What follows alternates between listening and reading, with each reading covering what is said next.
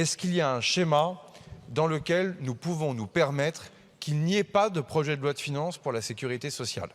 La réponse est non, et j'ai saisi les différentes administrations il y a de ça plusieurs jours pour avoir une étude d'impact précise, complète, sur l'absence de PLFSS, qui serait un cas inédit, puisque je vous rappelle que cette année, il n'y a pas eu de PLFSS seulement pendant 2 à 3 mois. Et là, évidemment, on se projette dans une perspective dans laquelle il n'y aurait aucune loi de finances pour la Sécu pour une année entière.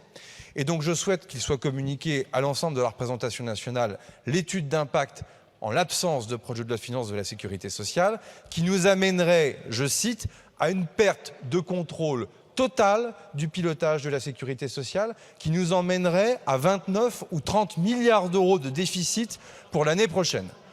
Vous en conviendrez, c'est une curieuse manière que de fêter son anniversaire à la sécurité sociale, et celles et ceux qui sont attachés à la responsabilité, à la résorption du déficit, à notre souveraineté, ne peuvent pas dire eh bien, rejetons le projet de loi de finances pour la sécurité sociale, ça fera 30 milliards d'euros de déficit et on réglera ça plus tard. Par ailleurs, je l'ai indiqué, y compris aux forces économiques que nous avons réunies hier avec un certain nombre de ministres à Matignon, que je ne vous fais pas de dessin sur qui devra demain payer la facture par des prélèvements obligatoires si nous laissions complètement dériver ce déficit de la Sécu jusqu'à 30 milliards. Donc moi, je l'avais dit lors de ma déclaration de politique générale,